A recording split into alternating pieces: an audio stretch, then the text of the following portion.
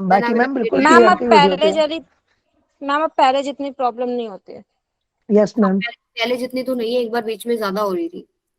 सो अभी हम डिस्कस कर लेते हैं थोड़ा सा। ये है लेक्चर नंबर 11। रिकॉर्डिंग स्टार्ट हो गई है ना? Yes. So this is your lecture number 13। Okay, तो पहले हम रिवाइज कर लेते हैं। कल हम लोगों ने क्या पढ़ा था? कल हम लोगों ने डिस्कस किया है मैग्नेटिक डायपोल मोमेंट। ठीक है, मैग्नेटिक डायपोल मोमेंट क्या बताता है आपको कि उसका कितना कैपेसिटी है। सपोज मैं बार मैग्नेट ले रही हूँ, एक बार मैग्नेट मैंने लिया, तो आपको पता है इसमें दो पोल होते हैं, एक नॉर्थ पोल होता है, एक साउथ पोल होता है। आपके पास इनकी पोल स्ट्रेंथ होती है जिसको हम एम से रिप्रेजेंट करते हैं। दोनों की पोल स्ट्रेंथ बराबर होती है। दोनों को नॉर्थ पोल और साउथ पोल का नेचर अलग होता है। यहाँ पर इनके बीच में जो डिस्टेंस होता है वो कितना लेते हैं हम लोग? 2L। जैसे हम लोग इलेक्ट्रिक डायपोल में करते थे, तो वहां पर आपके पास क्या होता था? डायपोल, आप इलेक्ट्रिक डायपोल वाला जब डिस्कस करते हैं, एक माइनस क्यू चार्ज होता है, एक प्लस क्यू चार्ज होता है, और इनके बीच में डिस्टेंस होता है 2L। तो आप क्या निकाल दो? इलेक्ट्रिक डायपोल मोमेंट P से रिप्रेजेंट करते हो, that is equal to Q into में 2L। ऐसे ही करा था। उसी तरीके से यहाँ पर जो मैग्नेटिक डायपोल मोमेंट है उसको हम रिप्रेजेंट करते हैं M से। इसकी वैल्यू किसके बराबर है? फॉर बार मैग्नेट कितनी वैल्यू आई थी? M इंटू में 2L, ये आएगा। और ये एक वेक्टर क्वांटिटी है, और इसका डायरेक्शन किधर से किधर होता है? South to north. ठीक है, ऐसे ही हम लोगों ने एक करंट लूप के लिए डिस्कस किया था। अगर मान लो करंट कैरिंग लूप है, करंट कैरिंग लूप है, वो भी आपके पास एक डायपोल की तरह बिहेव करता है, करंट कैरिंग लूप। तो एक लूप है, मान लीजिए ये हो गया। तो अगर मैं इसकी मैग्नेटिक फील्ड लाइंस ड्रॉ करूं तो कैसे आएंगी? जैसे करंट का डायरेक्शन ले लीजिए आप, कल वाला ही ले लेते हैं, ऐसे लिया था। ठीक है, तो आप एक सेकेंड रुको।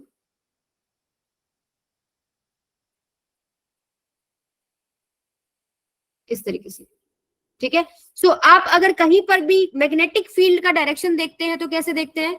करंट कैरिंग वायर को आप पकड़ते हैं, करंट की डायरेक्शन में अपना थंब रखते हैं, फिंगर्स जैसे कर्ल करती है तो वो मैग्नेटिक फील्ड लाइंस दिखाती है। तो आप हर पॉइंट पे देखेंगे तो ऊपर से अंदर की तरफ ऐसे एंटर हो रही है, और नीचे से बाहर जा रही है, ऐसे एंटर हो रही है और नीचे से बाहर जा रही है। तो इसको हम कंपेयर करते हैं एक टाइनी मैग्नेट से। तो आपको पता है नॉर्थ पोल से आपके पास क्या होती है? लाइंस निकलती है और साउथ पोल में एंटर करती है, ऐसे ही होता है ना?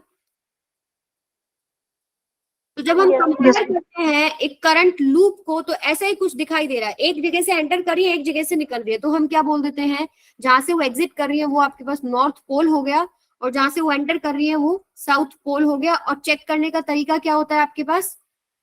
हम ऐसे चेक कर लेते हैं इस तरीके से कि साउथ पोल किधर है, नॉर्थ पोल किधर है। ये अगर चेक करना है तो आप क्या करेंगे कि अगर क्लॉकवाइज आपको करंट दिखता है तो वो साउथ पोल है। देखो इस तरीके से अगर आपको करंट दिख रहा है, ये साउथ पोल हो गया। अगर करंट आपको ऐसे दिखता है एंटी क्लॉकवाइज, तो ये क्या हो जाता है? नॉर्थ पोल होता है। ठीक है, और मैग्नेटिक मोमेंट की वैल्यू क्या होती है इसके लिए? That is equal to number of coils कितनी है इनटू में आई इंटू में एरिया। ये भी आपके पास एक वेक्टर क्वांटिटी है, इसका भी डायरेक्शन किधर से किधर होता है? South to north. तो डायरेक्शन निकालने के लिए आप मैग्नेटिक फील्ड लाइन से भी चेक कर सकते हो भाई कहां से एंटर कर रही है, कहां से एग्जिट कर रही है। तो south pole north pole, south से नॉर्थ इस मैग्नेटिक मूवमेंट का डायरेक्शन हो गया। दूसरा तरीका मैंने आपको क्या बताया था? अपने फिंगर्स को करंट की डायरेक्शन में कर्ल कीजिए, थंब जिधर पॉइंट करेगा वो मैग्नेटिक मोमेंट का डायरेक्शन होगा। ठीक है, क्या बताया था आपको? Curl your fingers, curl your fingers in the direction of current, in the direction of current, then thumb will give direction of kinetic moment। याद आ गया सबको? Yes ma'am. ठीक है, तो ये था करंट कैरिंग लूप की कहानी। इससे रिलेटेड हमने कुछ न्यूमेरिकल्स भी डिस्कस करे थे।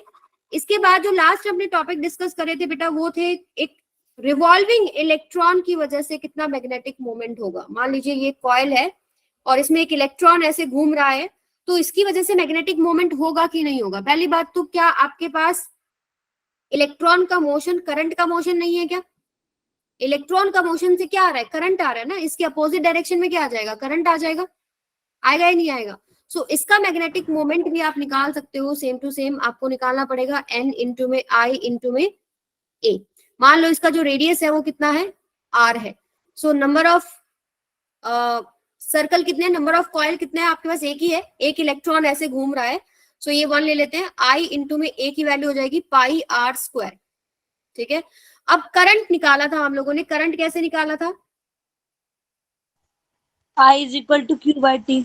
यस, आई करंट होता है rate of change of charge, जैसे dq बाई dt होता है, या आप बोल सकते हो अमाउंट ऑफ चार्ज एक गिवन क्रॉस सेक्शन एरिया में से इन गिवन टाइम कितना जा रहा है। मान लो कोई भी क्रॉस सेक्शन ड्रॉ कर लो, मैंने यहाँ ड्रॉ कर लिया और मैंने इसका मोशन चेक किया 1 टाइम पीरियड यानी कैपिटल T। एक पूरा सर्कल जब वो कर लेता है तब इसमें से इस क्रॉस सेक्शन में से कितना चार्ज निकला, तो आपके पास कितना निकलेगा? एक ही इलेक्ट्रॉन निकलेगा। कितने टाइम में निकलेगा?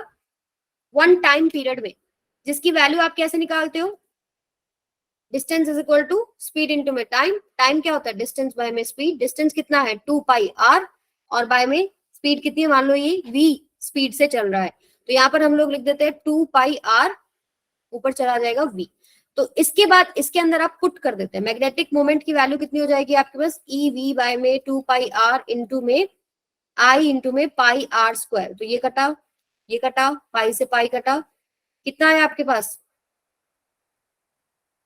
आई, तो आई की जगह तो हमने वैल्यू पुट कर दी ना, आई नहीं रखेंगे अब यहाँ पर। ईवी बाय में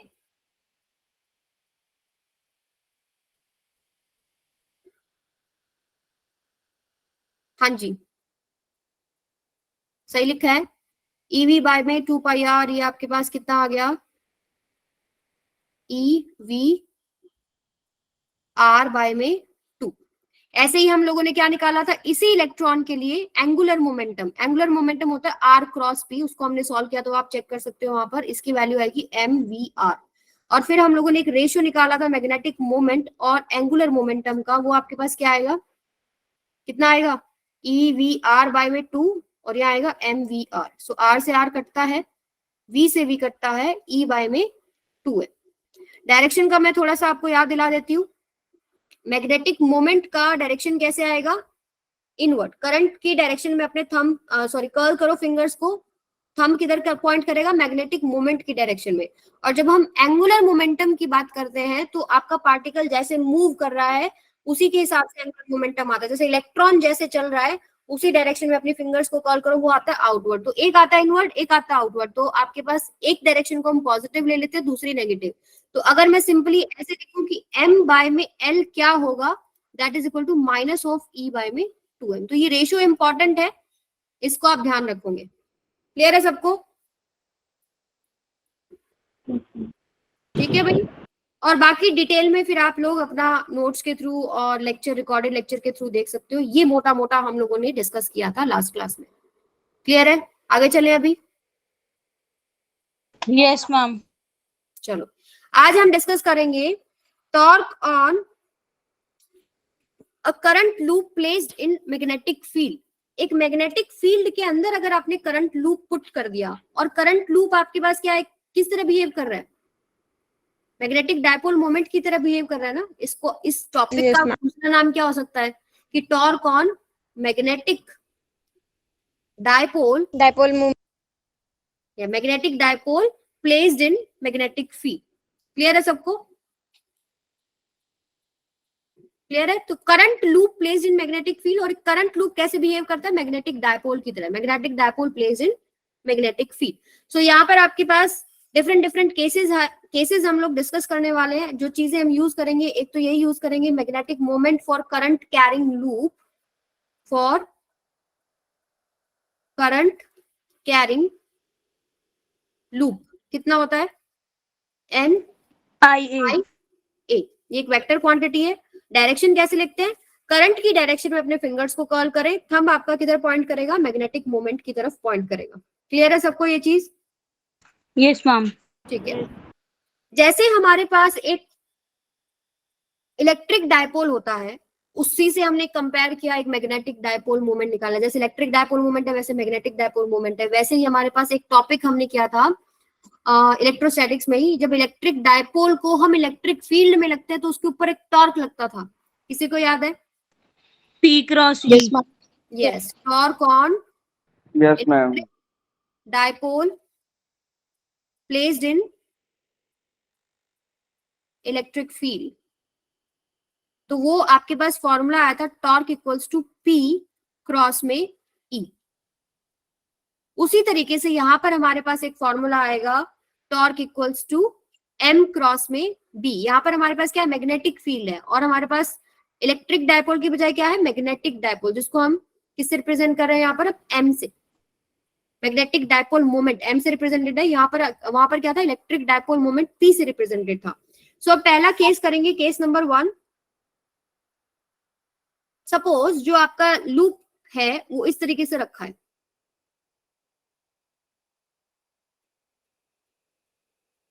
मान लो ये आपके पास जो एक लूप है, करंट कैरिंग लूप है, और इसमें कुछ करंट चल रहा है ऐसे आई, और ये मैग्नेटिक फील्ड के अंदर रखा हुआ है। मैग्नेटिक फील्ड ड्रॉ कर लेते हैं।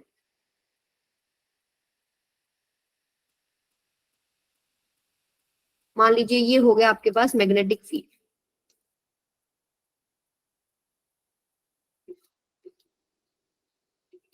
ठीक है, यूनिफॉर्म मैग्नेटिक फील्ड है अपने पास। क्लियर है सबको? अब देखो क्या क्या होगा। अब यहाँ पर सबसे पहली बात, एक लूप है, ये क्लोज लूप है, तो एक closed loop, current carrying closed loop अगर यूनिफॉर्म मैग्नेटिक फील्ड के अंदर रखा होता है तो उसके ऊपर नेट फोर्स क्या होता है? Ma'am, 0. जीरो। ये चीज हमने की थी ना, आपको याद हो कि हम लोग जो मैग्नेटिक फोर्स निकालते हैं करंट कैरिंग वायर के ऊपर, वो निकालते हैं आई एल क्रॉस बी, ऐसे ही करके निकालते हैं magnetic force on current carrying wire. और ये जो एल होती है ये क्या होती है आपके पास? Displacement length. डिस्प्लेसमेंट, दो पॉइंट्स के बीच में शॉर्टेस्ट डिस्टेंस, डिस्प्लेसमेंट लेंथ हम लेते हैं। फिर हम लोगों ने लूप जब रखा मैग्नेटिक फील्ड में, तब हम बोलते हैं कि इसमें डिस्प्लेसमेंट लेंथ कितनी है? 0। Shortest distance between initial and final position, तो लूप के अंदर जहां से शुरू हुए वहीं तो आ गए, तो आपके पास ये L 0 हो जाता है फॉर लूप। तो आपके पास मैग्नेटिक फोर्स जो नेट निकलता है लूप के ऊपर वो 0 होता है। ये चीज हम डिराइव कर चुके हैं, याद है सबको? Yes, ma'am. फोर्स, कौन सा force? Magnetic force is 0 on current carrying loop in magnetic field। और ये चीज हम अभी आपको दोबारा से दिखा देंगे। देखो इसका नेमिंग कर लेते हैं, A B C D। तो सबसे पहली बात, ए बी वायर को चेक करो, और मैं इसके डायमेंशन आपको दे देती हूँ। ये जो लेंस है, इधर वाली जो लेंस है ये है आपकी A, ये सामने वाली A, ऊपर वाली कितनी है? B, और नीचे वाली भी कितनी है? B। ठीक है, क्लियर है सबको ये चीज? अब अलग अलग वायर को चेक करते हैं एक बार। जरा वायर AB को चेक करो। वायर AB, इसके ऊपर मैग्नेटिक फोर्स का डायरेक्शन किधर होगा? मैग्नेटिक फील्ड की डायरेक्शन में अपने फिंगर्स को रखते हैं, करंट की डायरेक्शन में अपने थंब को रखते हैं, पाम जिधर फेस करता है उधर उसके ऊपर क्या लगता है? Magnetic force. Force. Ma'am, left. Yes, तो यहाँ पर मैग्नेटिक फोर्स इधर लगेगा। वैल्यू कितनी होगी? आई 0. A b sine 90। देखो एल, आपका जो फॉर्मूला है आई एल क्रॉस बी होता है, I l b sine theta. Theta angle between जो आपके पास लेंथ वेक्टर है और मैग्नेटिक फील्ड है। तो आपके पास लेंथ वेक्टर किधर होता है? जिधर करंट का डायरेक्शन होता है। तो ये आपके पास ऐसे सीधा चलो और मैग्नेटिक फील्ड अंदर है, तो एंगल कितना है? 90। सो आपके पास इस फॉर्मूले में एल की जगह हमारे पास ए, बी की जगह बी, आई की जगह ई और थीटा की जगह 90। तो ये आपके पास फोर्स 1 आ गया। ठीक है, सिमिलरली डीसी के ऊपर देखो, मैग्नेटिक फील्ड की तरफ अपनी फिंगर्स रखे और अपने थंब को करंट की डायरेक्शन में करे, फोर्स किधर लगेगा? बाहर की तरफ लगेगा ना? Right. Outward. सो इसका वैल्यू कितना होगा? आई बी बी लिख दूं, कोई दिक्कत है इसमें? I l cross b, l देखो किधर है और बी कैसे है, एल आपके पास ऐसे सीधा है और बी अंदर है, इनके बीच में 90 एंगल है और एल की जगह क्या है यहाँ पर बी, सो आई बी बी। अब सी डी वायर को चेक करते हैं, मैग्नेटिक फील्ड अंदर है, करंट का डायरेक्शन नीचे है, तो आपके पास फोर्स किधर लग रहा है, आउटवर्ड इस तरफ। आई ए बी की वैल्यू कितनी होगी, I A B, this is equal to F3। Similarly इस पे फोर्स कितना होगा, F4 आई बी बी। आप चेक कर लो, एडी वायर मैग्नेटिक फील्ड की डायरेक्शन में अपने फिंगर्स को रखे, करंट की डायरेक्शन में अपना थंब रखे, फोर्स किधर लग रहा है, नीचे लग रहा है। So you can see x direction के जो एक्स एक्सिस होता है, आगे की तरफ आई ए बी, पीछे की तरफ आई ए बी और पीछे की तरफ आई ए बी, ऊपर की तरफ वाई एक्सिस के अलॉन्ग आई बी बी और नीचे आई बी बी। सो एफ नेट कितना बन रहा है, 0 बन रहा है। 0 और ये चीज मैम हम डायरेक्ट भी बता सकते हैं, डिस्प्लेसमेंट लेंथ 0 है लूप के लिए, और अगर यूनिफॉर्म मैग्नेटिक फील्ड होता है तो आपके पास नेट फोर्स 0 होता है। अब सवाल उठता है क्या टॉर्क 0 होगा, सवाल ये है क्या टॉर्क 0 होगा। देखिए टॉर्क के लिए आपको, आपका जो सबसे सिंपल एग्जांपल है टॉर्क के लिए, आप लोग टैप खोलते हैं ना, ठीक है, कोई भी चीज को अगर ओपन करना है, कोई ढक्कन को ओपन करना है, तो एक फोर्स ऐसे लगाते हो, एक फोर्स ऐसे लगाते हो, तभी तो खुलता है वो। बंद करना है या खोलना है, रोटेशन जहां है तो आपको ऐसे लगाने पड़ते हैं ना फोर्सेस। तो यहाँ पर देखो फोर्सेस कैसे लग रहे हैं, फोर्सेस लग रहे हैं, एक इधर लग रहा है, एक इधर लग रहा है, ये तो खींच रहे हैं ना इसको।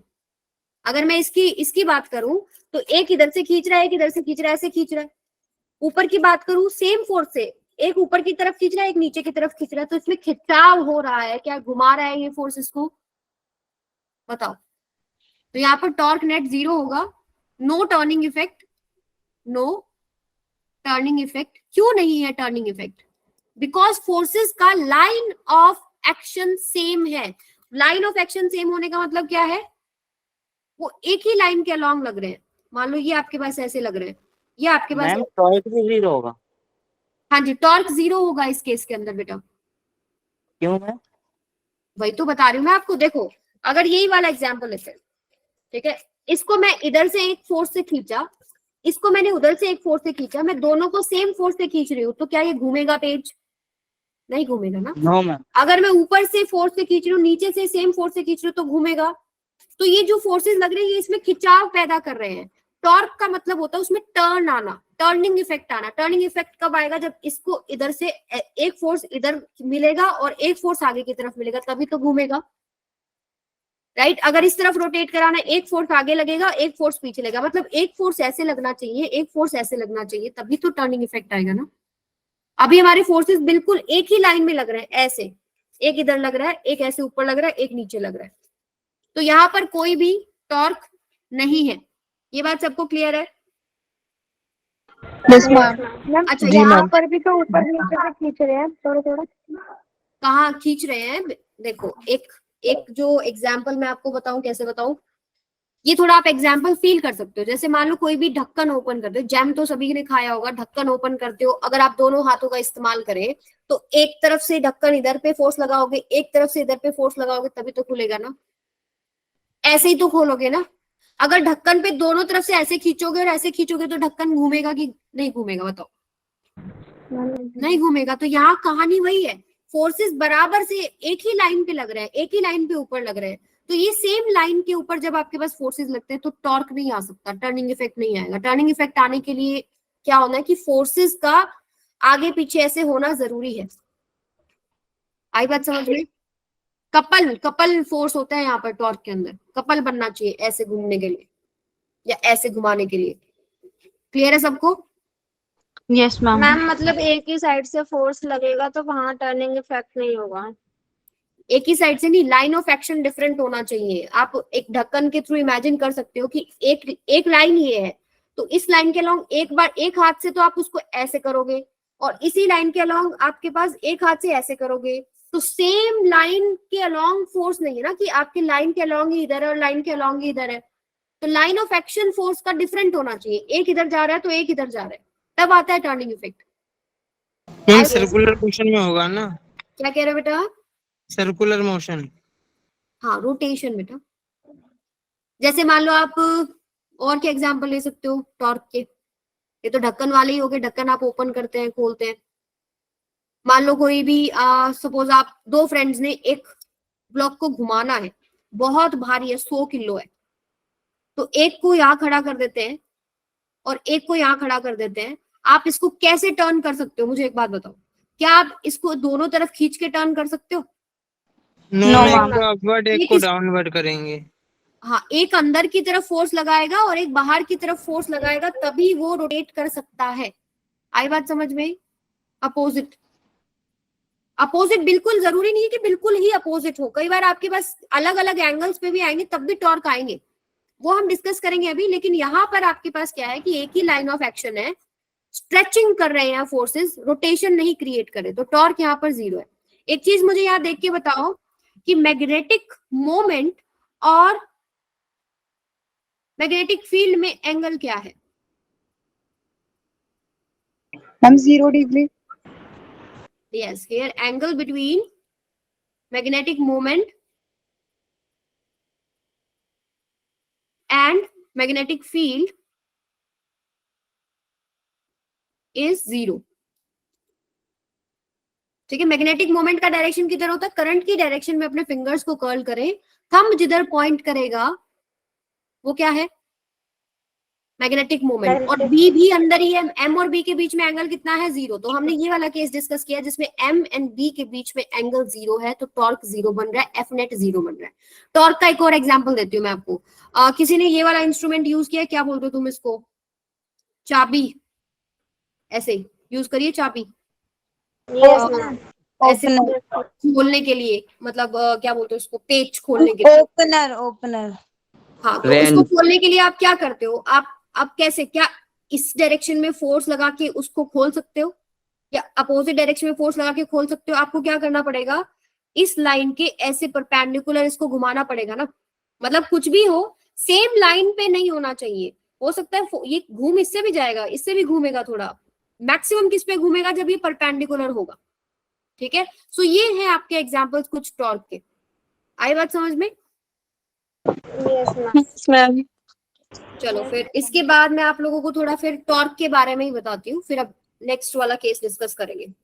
टॉर्क में आपको थोड़ा सा दिक्कत आ रही है, देखो टॉर्क वैसे अगर हम फिजिक्स में, आप लोगों ने 11th तो पढ़ी है ना, सिस्टम ऑफ पार्टिकल्स तो सबने पढ़ा था, टॉर्क डिस्कस हुआ था ना, नहीं हुआ था? वहां पे टॉर्क होता है आपके पास R क्रॉस F। जैसे यही वाला एग्जाम्पल है, मान लो ये पॉइंट है और इसके ये आपके पास एक्सिस ऑफ रोटेशन है। ठीक है, ये क्या आपके पास एक्सिस ऑफ रोटेशन, इसके अबाउट कोई भी चीज घूम रही है। सो मान लो आपके पास यहाँ है, इससे आपके पास जो ये डिस्टेंस है इसको बोलते हैं हम लोग R, परपेंडिकुलर नहीं सॉरी, एक्सिस ऑफ रोटेशन से जो पॉइंट का डिस्टेंस है, और इस पॉइंट पर फोर्स लग रहा है सपोज ऐसे। ठीक है, तो R क्रॉस F कैसे लिखते हैं आप लोग? R का मैग्नीट्यूड, F का मैग्नीट्यूड इनटू में sign theta. Theta is angle between R and F। कैसे लेना होता है? आप इसको ऐसे आगे की तरफ, थोड़ा सा आगे की तरफ एक्सटेंड करते हैं, तो ये जो एंगल बनता है दिस इज थीटा।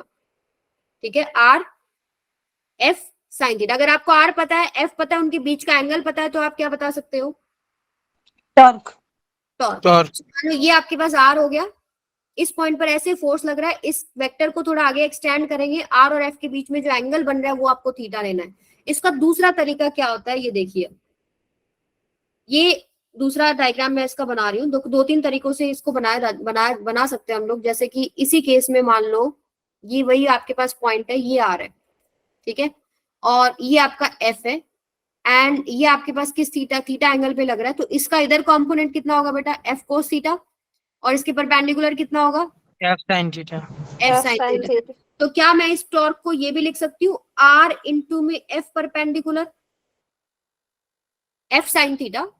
अगर F sin थीटा मुझे परपेंडिकुलर कंपोनेंट मिल जाए R के, R क्या है? आपकी आर्म है जो आपकी एक्सिस ऑफ रोटेशन से आपने कनेक्ट कर रखा है, तो उस जो आर्म के परपेंडिकुलर फोर्स मिल जाए, तो आप ऐसे भी लिख सकते हो इसको, सेकंड मेथड।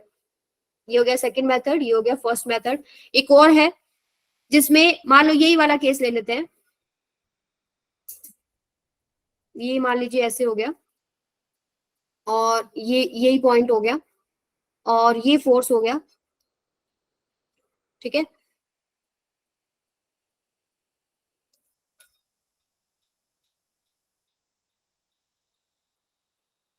ऐसे लगा, ये फोर्स हो गया। अब हम क्या कर सकते हैं, देखो हमने आर इंटू में एफ परपेंडिकुलर कर लिया, मान लो आर एफ थीटा तीनों पता है तो आप कर सकते हो are f sine theta. F perpendicular पता है तो आप निकाल सकते हो आर एफ परपेंडिकुलर। अगर मैं इस चीज को पीछे की तरफ ऐसे एक्सटेंड करूं, एक सेकेंड ऐसे ले लो, फॉर एग्जाम्पल आपके पास जो फोर्स है वो कुछ ऐसे लगा सपोज एट सम एंगल, इसको पीछे की तरफ हम एक्सटेंड करेंगे। ये जो एक्सिस ऑफ रोटेशन है इससे हम एक परपेंडिकुलर डालेंगे ऐसे, ठीक है। ये आपके पास आर है, मान लो ये जो एंगल बना रहा है फोर्स के साथ ये एंगल थीटा है तो ये भी थीटा हो जाएगा, ठीक है। ये आपके पास परपेंडिकुलर हो गया एक्सिस ऑफ रोटेशन से। तो ये परपेंडिकुलर का वैल्यू आप निकाल सकते हो, साइन थीटा निकालो जरा इस ट्राइंगल के अंदर। साइन थीटा क्या होता है, perpendicular by hypotenuse, p by में आर। तो परपेंडिकुलर कितना हो गया, आर साइन थीटा। सो इसको लिखने का दूसरा तरीका क्या है, torque is equal to R perpendicular लो और एफ से मल्टीप्लाई करो। तो आप ये तीन तरीकों से लिख सकते हैं, या तो आपको आर पता हो, एफ पता हो, थीटा पता हो, आर एफ साइन थीटा लगाओ। कई जगह आपको सीधा सीधा दिखाई देगा कि फोर्स का परपेंडिकुलर कंपोनेंट क्या है, आर इंटू में एफ परपेंडिकुलर करो। कई जगह आपको क्या मिलेगा, आर परपेंडिकुलर क्या है तो आर परपेंडिकुलर इंटू में एफ करो। तो ये होता है आपके पास टॉर्क का फॉर्मूले का पूरा एक्सप्लेनेशन। क्लियर है सबको। और डायरेक्शन कैसे निकालते हैं, आर की डायरेक्शन में अपने फिंगर्स को रखे, आर से एफ की तरफ रोटेट करेंगे, आर से एफ की तरफ रोटेट करेंगे, थंब जिधर पॉइंट करता है that is torque. Third vector आएगा जो कि इन दोनों के परपेंडिकुलर होगा, ठीक है। आर की डायरेक्शन में अपने फिंगर लो और r cross r to f, r to f right hand thumb rule है, आर टू एफ ऐसे घुमाना है, आपको टॉर्क का डायरेक्शन मिल जाएगा। तो आपको जो यहाँ देखने को मिल सकता है, क्वेश्चन अगर मुश्किल बनाए तो ये वाला आपको काफी जगह इस्तेमाल करने को मिल सकता है, ठीक है। फोर्स आप एक तो ले सकते हो क्या, जो आपके पास एक्सिस ऑफ रोटेशन है वहां से जो भी आपका ऑब्जेक्ट घूम रहा है वहां तक का एक डिस्टेंस लेते हैं, और जो भी फोर्स लग रहा है तो इस आर्म के परपेंडिकुलर फोर्स लेना, अगर वो मिल जाए एफ साइन थीटा इंटू में आर। अगर मैं मान लो यही फोर्स ले रही हूं, मेरे पास ये आर है, लेकिन मैं क्या करती हूँ इस फोर्स का लाइन ऑफ एक्शन को एक्सटेंड करती हूँ आगे या पीछे। ये लाइन ऑफ एक्शन होती है, जो ये आपके पास लाइन है ना, इसको आगे और पीछे में एक्सटेंड कर लेती हूँ, और मैं ढूंढती हूँ क्या, एक्सिस ऑफ रोटेशन से एक परपेंडिकुलर डिस्टेंस। ये लाइन ऑफ एक्शन के ऊपर एक परपेंडिकुलर डिस्टेंस डालेंगे हम लोग, वो होता है आपके पास आर साइन थीटा, ठीक है। आर साइन थीटा इंटू में एफ। तो थोड़ा सा अपने दिमाग में ये रखिए, आपको हेल्प मिलेगा। क्लियर है। वैसे यहाँ नहीं करते हम लोग ये चीज, आपको सीधा पता होता है torque is equal to r cross f. या फिर हम लोग इसको कई बार आप ऐसे बोलूंगी, अब जैसे मैं आगे वाला केस कराऊंगी, मैं आपको बोलूंगी क्या, फोर्स इंटू में परपेंडिकुलर डिस्टेंस। तो ये वाला केस हो गया, फोर्स इंटू में perpendicular distance. Perpendicular distance from what, axis of rotation से फोर्स की जो लाइन पड़ती है उसके ऊपर जो परपेंडिकुलर डालते हैं वो, ये इस्तेमाल होएगा काफी। क्लियर है सबको। Yes ma'am. Yes ma'am. इसको हम अप्लाई करेंगे, आपको और अच्छे से समझ में आएगा। तो अब जो आपका सेकंड केस है वो है एट सर्टेन एंगल। जो अगला केस है अपना वो क्या है, किसी एंगल पे अगर आपका लूप है, current carrying loop at some angle theta with magnetic field. So suppose आपके पास क्या है, same to same magnetic field पे ही डिस्कशन करते हैं। ये एक यूनिफॉर्म मैग्नेटिक फील्ड है, ये यूनिफॉर्म मैग्नेटिक फील्ड है। ओरिजिनल पोजीशन जो पहला केस था उसमें क्या था, ऐसे था ना। अब मैं क्या कर रही हूँ, इसको रोटेट कर लूं एट सम एंगल, मैंने इसको रोटेट कर दिया। मान लीजिए मैंने इसको थीटा एंगल पे रोटेट कर दिया। मान लीजिए मैंने इसको थोड़ा सा ऐसे रोटेट कर दिया,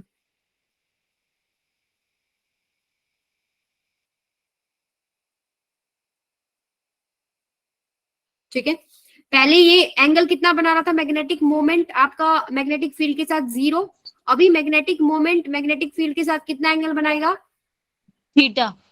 थीटा, एंगल बिटवीन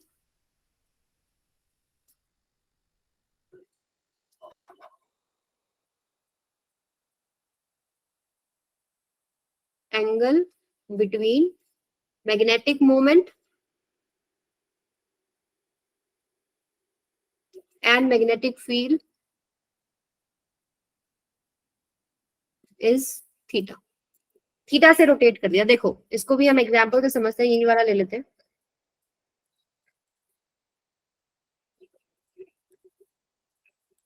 देखिए ये आपके पास, ये मान लीजिए ये लूप है, करंट कैरिंग लूप है, इसमें डायरेक्शन भी हमारा करंट का वही सेम ले लेते हैं जो पहले था। ऐसे जा रहा था ना करंट आपका,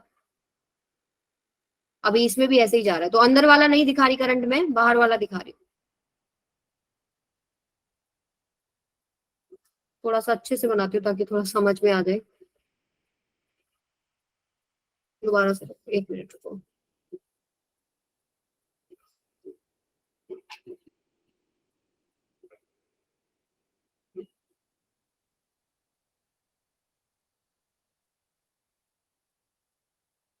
ड्राइंग ऐसी है भाई मेरी, समझ जाना बस।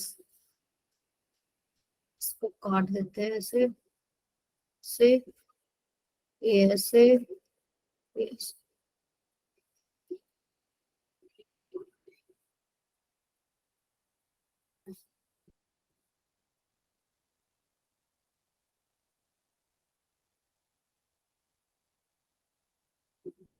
हाँ जी,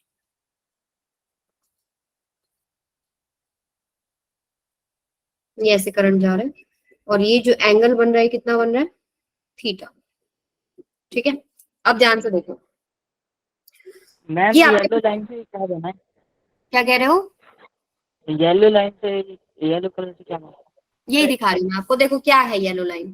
पहले तो आपका जो डॉटेड व्हाइट लाइन है, वो जो पहले वाला केस हम लोगों ने किया ना, वो ये है। ये आपके पास मैग्नेटिक फील्ड के परपेंडिकुलर इसका प्लेन था।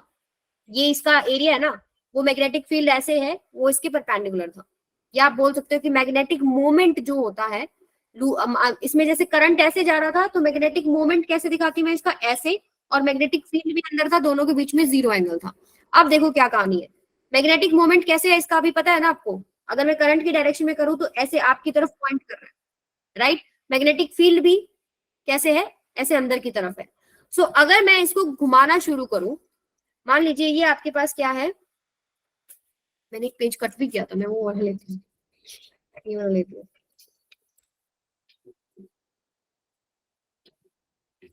हाँ जी, देखो सपोज ये इसका मैग्नेटिक मोमेंट दिखाई दे रहा है। इस पे इस तरीके से आपका करंट चल रहा था, करंट के डायरेक्शन में अपने फिंगर को कर दिया, मुझे मैग्नेटिक मोमेंट दिखा दिया, ठीक है। और मैग्नेटिक फील्ड भी इधर ही है, आपका मैग्नेटिक फील्ड भी कैसे है, इधर ही है, ऐसे। क्लियर है सबको ये चीज? अब मैंने क्या किया, इस लूप को रोटेट करना शुरू किया, रोटेट करना शुरू किया। तो मैग्नेटिक, मान लो थीटा से मैंने रोटेट किया। अगर मैं ऊपर से देख रही हूँ तो ऊपर से ये कितना रोटेट किया मैंने, थीटा रोटेट किया, तो नीचे से भी तो उतना ही रोटेट होगा। सारा ही तो जो लूप है इकट्ठा रोटेट हो रहा है। मान लो ये आपके पास है 0 पे, अब मान लो मैंने थीटा पे घुमाया इसको, तो मैग्नेटिक मोमेंट और बी के अंदर कितना एंगल आ गया बेटा, थीटा आ गया ना। यस मैम, थीटा आएगा। ठीक है, ठीक है, बोल रही हूँ। ऊपर से अगर इसका टॉप व्यू देखे तो टॉप व्यू कैसे, देखो टॉप व्यू कैसे है।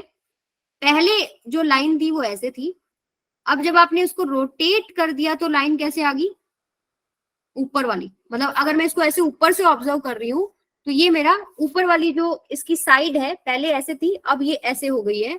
कितने एंगल पे हो गई है, थीटा एंगल पे हो गई है। क्लियर है ये चीज सबको? Yes ma'am. और मैग्नेटिक मोमेंट और वो भी दिखा दिया मैंने कि आपको मैग्नेटिक फील्ड में भी वही थीटा एंगल बनेगा। ठीक है, मान लो यहाँ से आपके पास, आपने क्या किया, थीटा घुमाना शुरू किया इसको, तो नीचे से भी ये इसके साथ थीटा घूम गया। क्लियर है ये चीज? अब ध्यान से देखो, अब हम बात करेंगे फोर्सेस की। तो नेमिंग कर लेते हैं फोर्सेस के लिए। मान लो ये ए है। अब आप दिखाई दे रहे हो, पहले नहीं दे रहे थे। नो मैम, मैंने क्लियर है क्यों कहा? वीडियो काफी देर से। क्या था, वीडियो बंद था? No ma'am. मैम बीच बीच में स्टक हो जाए मैम दीदी। मुझे तो अब No, दिख ma'am. रहे हैं। अच्छा चलो अभी दिख नेटवर्क रहा है। इशू होगा मैम, सही है मैम सबसे तो। सही था।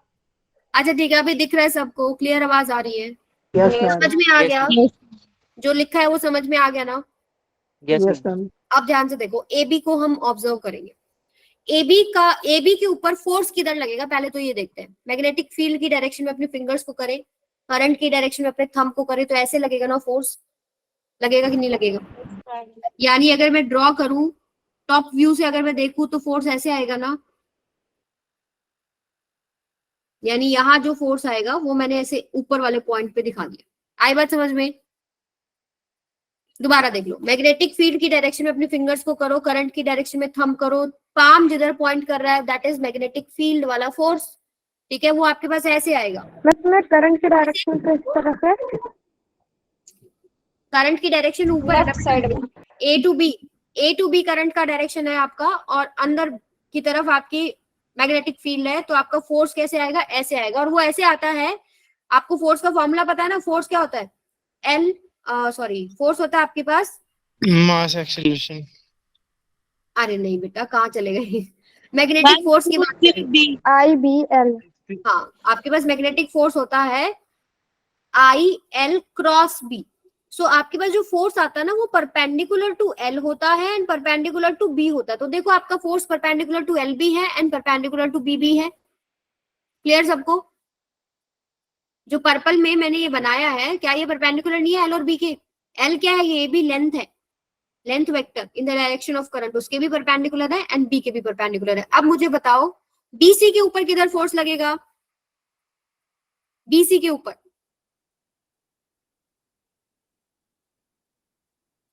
फोर्स, बीसी के ऊपर देखो मैग्नेटिक फील्ड अंदर की तरफ है, ठीक है, और आपके पास करंट कैसे है? इस तरीके से है, राइट? तो आपके पास फोर्स लगेगा ऊपर की तरफ ही लगेगा। फोर्स कैसे लग रहा है इस पे? ऊपर की तरफ, ऐसे। ठीक है, सिमिलरली सीडी के ऊपर देखो, मैग्नेटिक फील्ड की डायरेक्शन में अपने फिंगर्स को करो, करंट की डायरेक्शन में अपना थंब करो, तो बाहर की तरफ ऐसे फोर्स लगेगा इस पे, तो लगेगा कि नहीं लगेगा? सिमिलरली डीए की बात करो तो करंट मैग्नेटिक फील्ड की डायरेक्शन में अपने फिंगर्स करो, करंट की डायरेक्शन में अपने डाउनवर्ड। तो यहाँ से आपके पास ऐसे डाउनवर्ड। देखो ये जो फोर्स है F1 और F2, इसको तो अभी हम सारा कैलकुलेट करेंगे, हमको F3 और F4 कैलकुलेट करने का रिक्वायरमेंट नहीं है, क्योंकि ये आपके पास क्या है?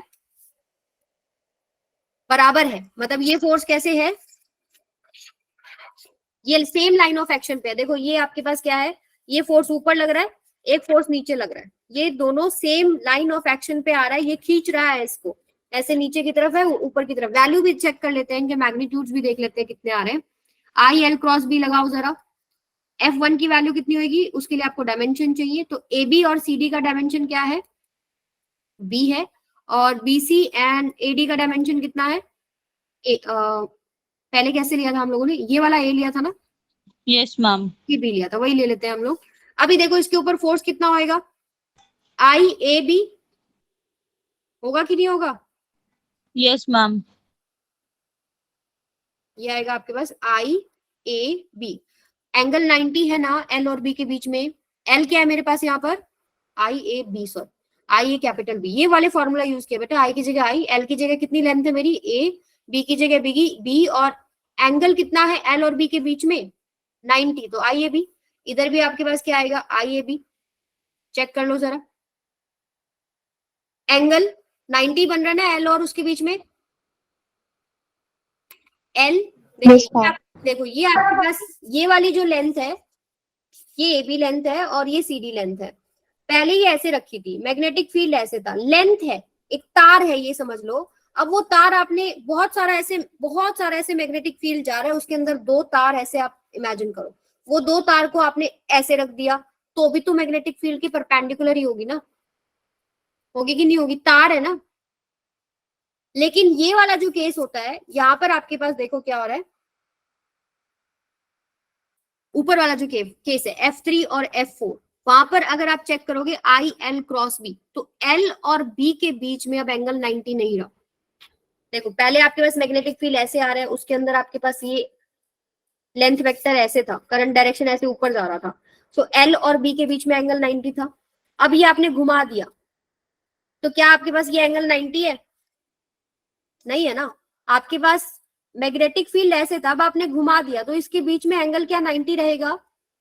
नहीं रहेगा। No, ma'am. थीटा है। लेकिन वर्टिकल वाली जो आपके पास तारे हैं उनका एंगल सेम रहेगा। आप तार इमेजिन कर सकते हो, देखो तार से ही समझ लेते हैं हम लोग। ये मान लो आपके पास वर्टिकल वाली है, ठीक है। सो अभी देखो मैग्नेटिक फील्ड पहले जब ये शुरुआत में व्हाइट डॉटेड लाइन में जो दिखा है ऐसे रखी है, सो ये 90 एंगल बन रहा है इनका, ठीक है। अब क्या किया आपने, उसको रोटेट करा तो इसकी पोजीशन थोड़ी आगे आ गई, लेकिन है तो 90 ना अब भी, है कि नहीं? Yes, ma'am. राइट लेकिन Yes, जो ma'am. बीसी और एडी की कहानी है वो थोड़ी बदल गई। पहले ये 90 पे थी ऐसे, लेकिन जब आपने इसको रोटेट कर दिया तो आपके पास क्या हो गया, ये ऐसे एंगल, ये ऐसे थोड़ी पीछे हो गई तार, तो इस मैग्नेटिक फील्ड के साथ ये डिफरेंट एंगल बना रही है। बट F3 और F4 का वैल्यू सेम होगा। सिमेट्री से आप बोल सकते हो जैसे आपके पास F1 और F2 का वैल्यू सेम है, वैसे ही F3 और F4 का वैल्यू सेम होगा, और आपके पास सेम लाइन के अलोंग लाई कर रहा है, ऊपर इतना है नीचे भी इतना है, तो ये टॉर्क नहीं क्रिएट करेगा पहली बात तो। लेकिन आपके पास F3 और F4 का वैल्यू बराबर है, एक ऊपर एक नीचे, इसको कैंसिल जरूर कर देगा। वैल्यू निकालने की जरूरत नहीं, हम सिमेट्री से ही समझ सकते हैं कि ऊपर बराबर आएगा, एक करंट ऐसे है, नीचे वाले में करंट उल्टा है, तो आपके पास क्या होगा, मैग्नीट्यूड सेम है, डायरेक्शन अपोजिट है, कैंसिल आउट ईच अदर। लेकिन F1 और F2 की कहानी थोड़ी सी बदल गई। अब जब आपका ये कॉइल रोटेट करा ना, तो एक पे तो ऐसे एंगल लग रहा है, एक पे ऐसे फोर्स लग रहा है, और एक पे ऐसे फोर्स लग रहा है, ठीक है। अगर आप ऊपर से इसको ऑब्जर्व करें, ये वाला एक इस पे ऐसे फोर्स लग रहा है F2, सो अब ये रोटेशन क्रिएट करेगा। अब ये स्ट्रेच नहीं कर रहा, अब उसको क्या कर रहा है, रोटेट करने की कोशिश कर रहा है।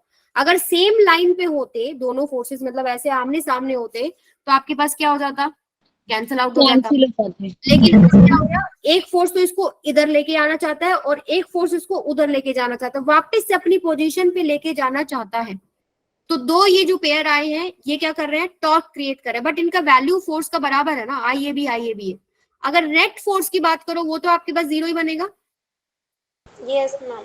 एफ नेट तो जीरो है। एक्स एक्सिस क्या लॉन्ग मान लो, आपके पास आगे की तरफ आई ए बी है, पीछे की तरफ आई ए बी है, ऊपर की तरफ आपके पास जो भी वैल्यू आएगी एक्स वाई जेड, नीचे की तरफ एक्स वाई जेड आएगी, सारे फोर्सेस का सम क्या हो जाएगा, बट आपके पास जीरो। सो एफ नेट अभी भी जीरो है, बट टॉर्क नेट जीरो नहीं रहा। अब हमको ये टॉर्क निकालना है, इससे ऑब्जर्व करेंगे। अभी मैंने आपको टॉर्क का एक फॉर्मूला बताया था, आर क्रॉस एफ, ठीक है। आर क्रॉस एफ यानी ये जो डिस्टेंस है, ये आर, ये फोर्स, और इनके बीच में जो है एंगल आपको पता होना चाहिए। दूसरा तरीका क्या है कि आप रोटेशन एक्सिस देखो, ये टॉप व्यू है इसका, ये ऐसे रोटेट करा, आप ऊपर से देख रहे हो ऐसे रोटेट करा, रोटेशन एक्सिस है ना।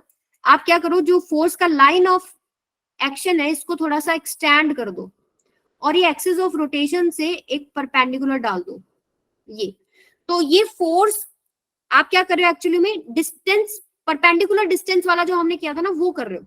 एक तो देखो टॉर्क है r cross f, r f sine theta. एक टॉर्क था आपके पास आर इंटू में एफ परपेंडिकुलर, एक टॉर्क होता है आर परपेंडिकुलर इंटू में एफ। तो आपने एक्सिस ऑफ रोटेशन से परपेंडिकुलर डाल लिया लाइन ऑफ एक्शन पे। सो ये चीज आप निकाल सकते हो या नहीं निकाल सकते, बताओ मेरे को। ये थीटा है ना, दबा रही लाल वाला कट जाता वो। हाँ जी बेटा मोनू,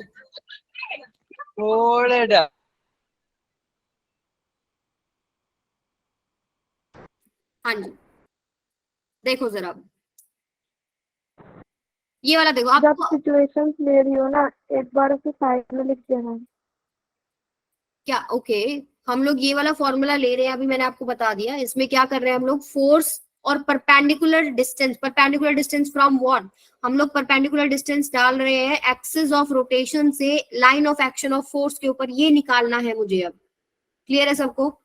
अब ये थीटा है आपके पास, ठीक है, तो ये आपके पास कितना होगा, थीटा ही होगा ना, होगा कि नहीं होगा, vertically Yes, opposite ma'am. Angle.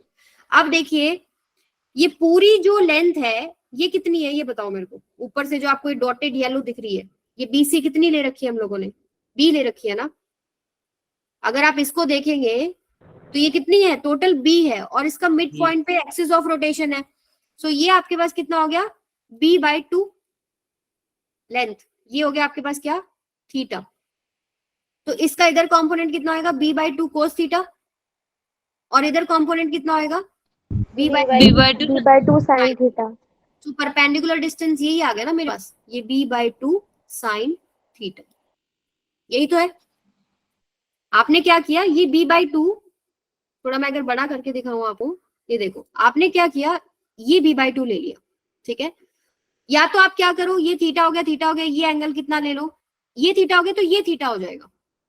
आप z बन रहा है ना, देखो ये z बन रहा है, अगर ये थीटा है तो ये थीटा हो गया। अब ये ट्राइंगल के अंदर आप क्या निकाल सकते हो, साइन थीटा। साइन थीटा कितना होगा, परपेंडिकुलर बाय में hypotenuse, perpendicular x hypotenuse b/2 sine theta, b/2 is equal to sine theta. दोबारा से रिपीट कर रही हूँ, देखो मैंने क्या किया, ये वर्टिकली अपोजिट एंगल है, तो ये थीटा है तो ये भी थीटा होगा, होगा कि नहीं होगा, यस और नो। Yes ma'am. ये थीटा हो गया ना। अभी इस ट्राइंगल को ऑब्जर्व करो, इसमें थीटा है 90 है, क्या अब आप इसके अंदर साइन थीटा नहीं निकाल सकते, साइन थीटा कितना होगा, परपेंडिकुलर बाय में हाइपोटेन्यूज, हाइपोटेन्यूज कितना है b/2, परपेंडिकुलर आपको निकालना है, तो आपके पास x बाय में b/2 equals to sine theta, यानी x किसके बराबर हो गया, b/2 साइन थीटा, उससे भी आ गया। या फिर आप कैसे कर सकते थे, b/2 का इधर कंपोनेंट कितना हो जाएगा, b/2 cos थीटा, इधर कंपोनेंट कितना हो जाएगा, b/2 sin थीटा। सो मुझे एक्सिस ऑफ रोटेशन से line of action of force के ऊपर परपेंडिकुलर डालना था, तो b/2 sin थीटा आ गया ना। अब हमारा सवाल हो गया, अगर ये आपको समझ में आ गया तो अब इसमें कुछ भी नहीं बचा। ध्यान से देखो अब क्या क्या लिखने वाली हूं मैं। अब टॉर्क देखो, एक तो टॉर्क आपको दिख रहा है इधर प्रोड्यूस होगा, जिसको हम बोलते हैं τ1, that is equal to force की वैल्यू F1 इनटू में perpendicular distance b/2 sine theta. हमने क्या लिया, torque equals to F into में परपेंडिकुलर डिस्टेंस, ऐसे भी लिख सकते हो इसको, या R परपेंडिकुलर F ऐसे भी लिख सकते हो।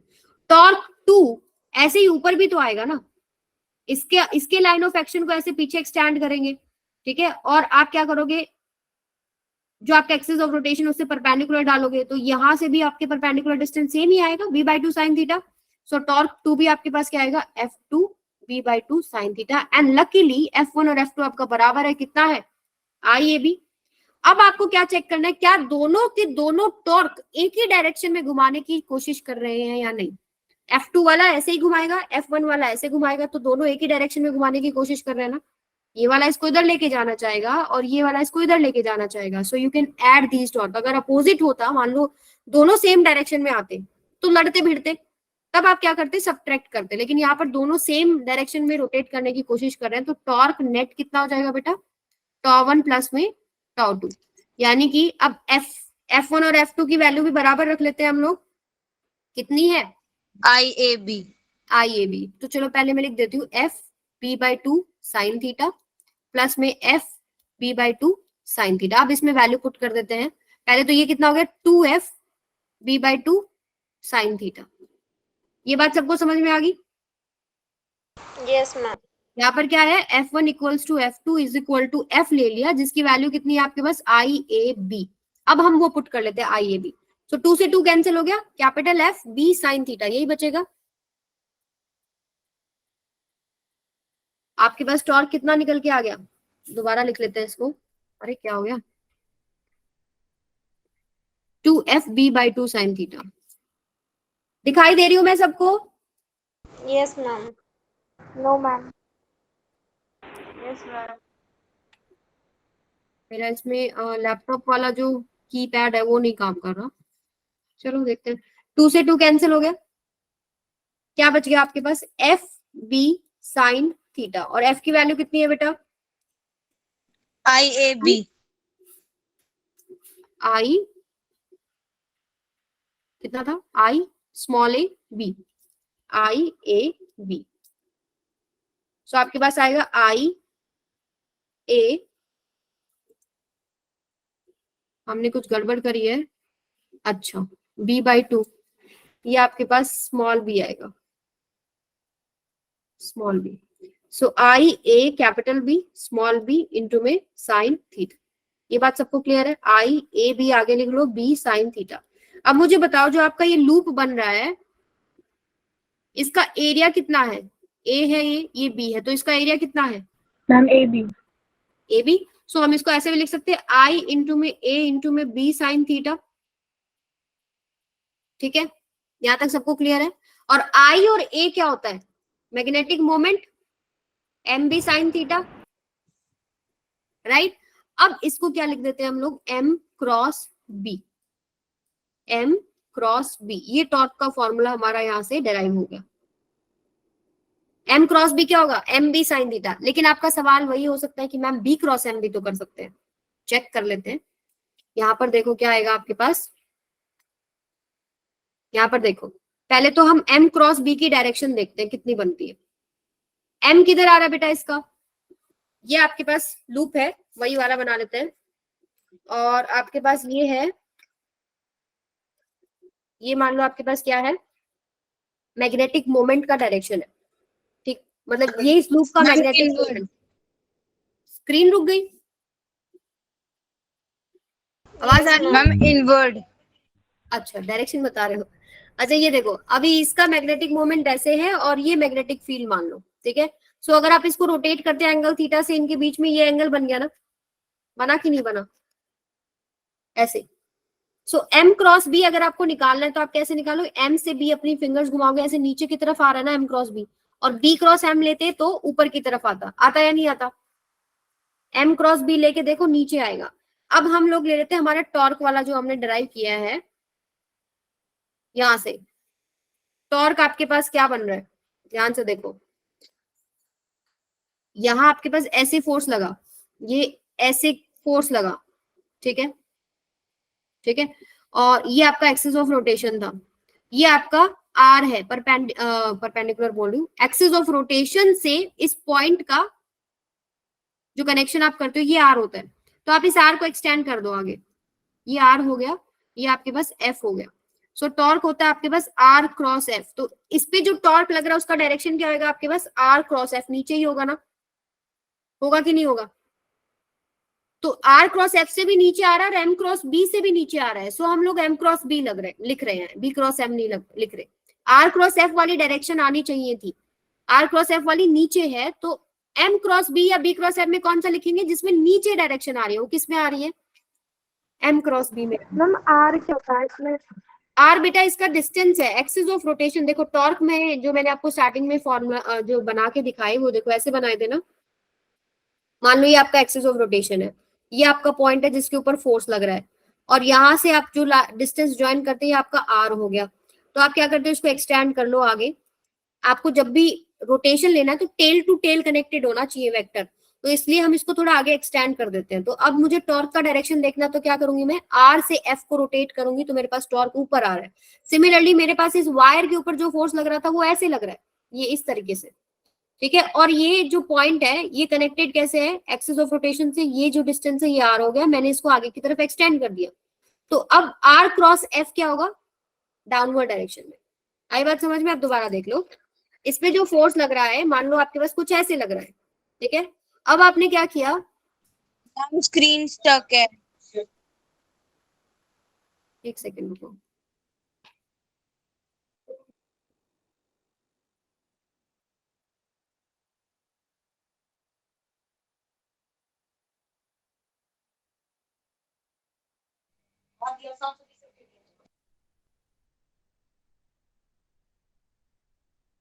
हाँ जी बेटा ये कुछ प्रॉब्लम हो गई है इसके अंदर। मैं विजिबल हूँ सबको? Yes ma'am. जी मैम। एक सेकेंड, मैं Yes, प्रेजेंटेशन ma'am. दोबारा ऑन करती हूँ, देयर इज सम एरर। कहाँ गया MCM 13?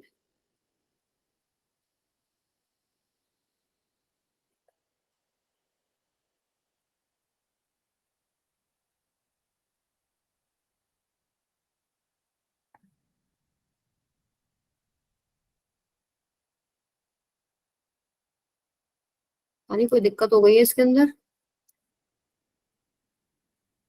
चलो कोई नहीं। अभी मैंने आपको इसमें जो बताया कि एम क्रॉस बी आपको लेना पड़ेगा, ठीक है, क्योंकि आर क्रॉस एफ का जो डायरेक्शन है वो डाउनवर्ड आ रहा है, मतलब जो उस पर टॉर्क लग रहा है, पहले तो हमने जो नेचुरल टॉर्क लग रहा है उससे डायरेक्शन चेक किया तो डाउनवर्ड आया था, तो एम क्रॉस बी से भी डाउनवर्ड आएगा। अब मुझे एक बात बताओ, इस टॉर्क की मैक्सिमम और मिनिमम वैल्यू आप निकाल सकते हो?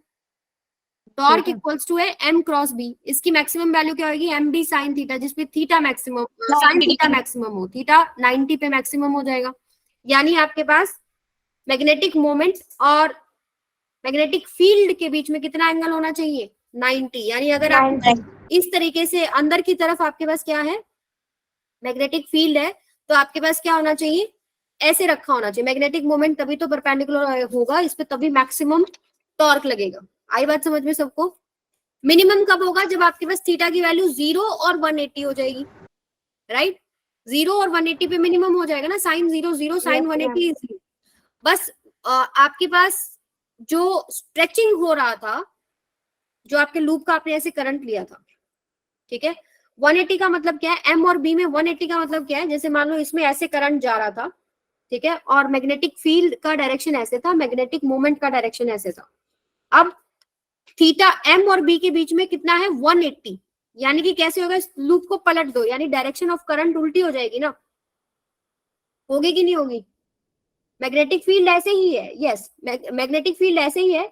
मान लो इसमें आपके पास पहले करंट ऐसे जा रहा था इस तरीके से, अब क्या किया आप लोगों ने, इसका मैग्नेटिक मोमेंट और मैग्नेटिक फील्ड में एंगल कितना था, 0 था। अब आपने क्या किया, इसको पलट दिया, तो आपके पास करंट के डायरेक्शन के हिसाब से मैग्नेटिक मोमेंट मेरी तरफ हो गया और मैग्नेटिक फील्ड आपकी तरफ हो गया। पहले ऐसे था इस तरीके से, तो आपकी तरफ आया। अब कैसे आ रहा है, अगर मैंने इसको पलट दिया तो करंट मेरा अब उल्टा हो गया और मेरी तरफ आ रहा है, तो 180 हो गया ना। तो अब देखो करंट जब ऐसे जाएगा और मैग्नेटिक फील्ड अंदर है, तो एल क्रॉस बी जब आप करोगे तो आपके पास फोर्स किधर लगेगा, देखो मैग्नेटिक फील्ड की डायरेक्शन में अपनी फिंगर्स को लेते हैं, कर्ल और एल वेक्टर की तरफ अपना थंब लेते हैं, तो नीचे की तरफ आपके पास फोर्स आएगा। तो हर एक में, इसमें अंदर की तरफ, इसमें अंदर की तरफ, इसमें अंदर की तरफ, इसमें अंदर की तरफ, नेट फोर्स अब भी 0 बनेगा, लेकिन सारे की सारे अब कंप्रेस करेंगे। जैसे पहला केस किया हम लोगों ने, सब कुछ स्ट्रेच हो रहा था, अब क्या होगा, सब कंप्रेस होंगे अंदर की तरफ। नेट फोर्स अब भी 0 होगा, टॉर्क अब भी 0 होगा। पैरेलल में भी एम और बी अगर आपके पास 0 एंगल पे है तब भी, और एम और बी आपके पास 180 डिग्री पे है तब भी, बस फर्क कितना है, अब कंप्रेसिव फोर्स आगे सारी साइड्स पे। आई बात समझ में? Yes ma'am. So this is today's session. कोई भी दिक्कत हो आप लोग ग्रुप पे कमेंट कर सकते हैं।